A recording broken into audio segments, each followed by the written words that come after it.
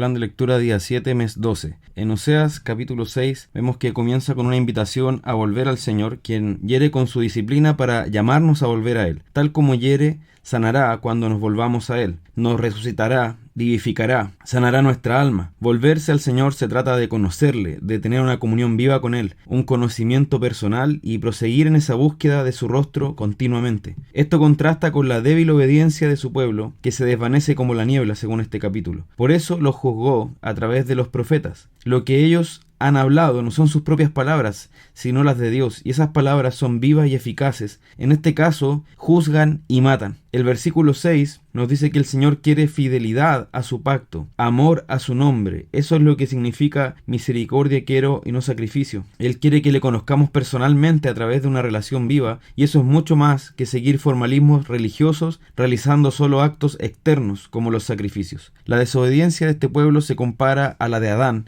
quien traspasó el pacto. Eso implica que hubo un pacto de Dios con Adán, conocido como el pacto de obras, donde Dios dio mandatos y promesas, pero que Adán desobedeció, trayendo con ello la ruina a toda la humanidad. Así también este pueblo violaba el pacto que Dios había hecho en favor de ellos, trayendo ruina sobre sí mismo. Y en eso estaban involucrados hasta los príncipes y sacerdotes. El capítulo 7 nos muestra que mientras Dios buscaba el bien de Israel, éste se entregaba a sus maldades y menospreciaba al Señor, ya que no consideraba que Dios tiene memoria de todas sus maldades y que al no arrepentirse de ellas, esas maldades los rodean y están ante la presencia del Señor. Tanto así que dejaron de ser el pueblo especial de Dios, a lo que estaban llamados, y se mezclaron con los otros pueblos. Se entregaron entonces a sus pecados y dejaron de clamar al Señor, lo que demuestra que no reconocían su necesidad y dependencia de Él. Y esto no es otra cosa que soberbia. Ese orgullo testificaría contra ellos mismos. El Señor los iba a entregar a esa soberbia. Ellos buscarían la ayuda de pueblos extranjeros y ese sería su fin. El mayor mal que podemos cometer es apartarnos del Señor y rebelarnos contra Él. Todo otro mal viene como consecuencia de eso. No hay mayor insolencia e ingratitud que rebelarnos contra aquel que solo nos hace bien. No hay mayor necedad que dejar a Dios, fuente de todo bien, para buscar nuestra satisfacción fuera de Él. El capítulo 8 nos muestra al Señor trayendo juicio a su pueblo, que escogió gobernantes según su propio pecado. La visión que tenemos del gobierno y los gobernantes que escogemos muestran el Dios a quien adoramos. Evidencian dónde creemos que está la autoridad. Hoy, muchos cristianos piensan que la política es un tema simplemente secular en el que no nos cabe opinar, pero lo cierto es que la opinión que tengamos sobre esto revela dónde está nuestro corazón, como pocas cosas lo hacen. Es un índice de idolatría o de piedad. Dios destruirá a los ídolos y trastornará a quienes los adoran. El versículo 12 nos muestra que esta idolatría y soberbia de Israel fue de la mano con su menosprecio a la palabra. Dios les entregó este testimonio eterno y glorioso, pero para ellos fue una cosa menospreciable. Pocas cosas demuestran más fielmente que el pueblo de Dios está en una decadencia espiritual que cuando desprecia la palabra de Dios, que debería estimar por sobre todo. Dice entonces el versículo 14, olvidó pues Israel a su hacedor. Este es uno de los versos más tristes de la Biblia.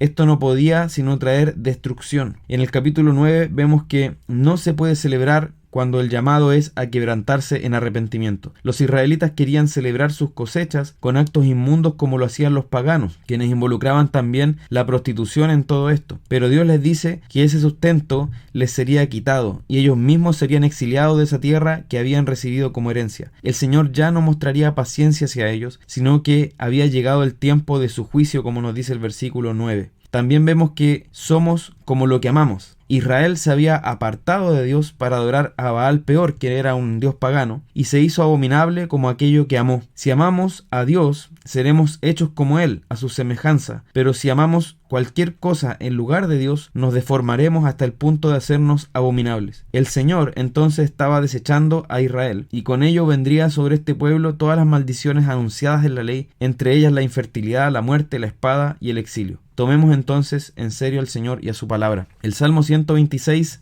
ya fue comentado en la primera parte de este plan. Luego en Proverbios 29 del 12 al 14 vemos que los gobernados llevarán la marca de sus gobernantes. Un gobernante impío traerá multiplicación del pecado en su nación. Vemos también que tanto el pobre como aquel que lo oprime han sido hechos por Dios y ante Él darán cuenta. y eso también es un consuelo y una esperanza para quienes están pasando por una opresión en ese sentido o un abuso económico. Por último, en el pacto davídico se prometió a David que un hijo suyo tendría un trono eterno si permanecía en justicia y verdad, y esto fue cumplido en Cristo. Ningún rey terrenal, hijo de David, se observó esta perfección sino en Cristo, quien gobierna con justicia y cuyo trono entonces estará firme para siempre, cumpliendo así el pacto hecho con David. Luego en tercera de Juan vemos que esta es una tercera epístola escrita por el apóstol Juan probablemente a fines del primer siglo, y donde el tema es el amor por la verdad y el apoyo a los verdaderos maestros cristianos. Tiene como propósito entonces animar al amor entre hermanos y al servicio también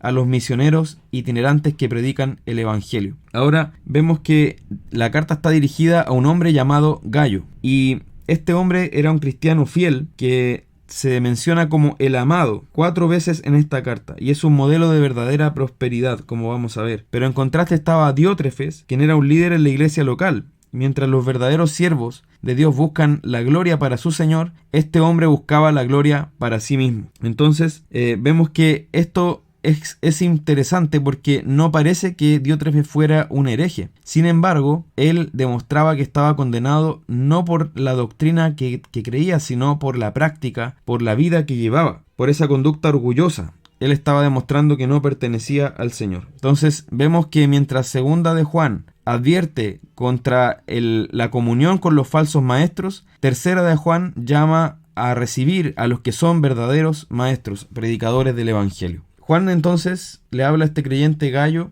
y mientras el mundo y los falsos profetas hablan de la salud, el dinero y el amor y pretenden usar a Dios como un simple medio para obtener estas cosas, aquí vemos la verdadera definición de prosperidad en contraste con eso, que es un bien que comienza por el alma al ser salvada y bendecida por Dios y que luego se traduce en una gracia que abunda en los distintos aspectos de la vida. También vemos en Gayo que debemos vivir de tal manera que nuestro testimonio de fe y piedad produzca en otros acción de gracias a Dios. Debemos alegrarnos cuando veamos a nuestros hermanos vivir en la verdad, y quienes están en el pastorado podrán testificar que esta es una de las mayores dichas que se puede experimentar. Gayo era también un ejemplo de carácter cristiano en cuanto a la hospitalidad y el apoyo a los predicadores del Evangelio. Él había recibido y tratado con amor a quienes anunciaban la verdad. Cuando hacemos esto, tenemos el alto privilegio de cooperar con la verdad. En contraste con esto estaba Diótrefes, quien era un líder de esta iglesia, pero se destacaba tristemente porque buscaba ser el primero en todo y no recibía a los hermanos, actuando contra ellos de manera abusiva y arbitraria. Una característica de los líderes abusivos es que ellos mismos no se someten a las autoridades que Dios puso sobre sus cabezas. En este caso, Diótrefes se oponía al apóstol Juan, a quien el mismo Señor Jesús, cabeza de la iglesia, había escogido para que fuera su testigo autorizado. Con este pésimo proceder entonces Diótrefes demostraba que no había conocido a Dios. Lejos de esto, estamos llamados a ser imitadores de lo bueno, no de lo malo. La labor pastoral implica el deber de ser ejemplo de los hermanos, y esto puede ser para bien o para mal. El pastor debe ser un buen ejemplo, por supuesto, pero también los miembros de la iglesia deben saber distinguir entre los referentes buenos y los malos, y no imitar a quienes hacen el mal, sino a quienes obedecen de corazón, según el carácter del príncipe de los pastores, Jesucristo. El Señor nos ayude en todas estas cosas. Dios les bendiga.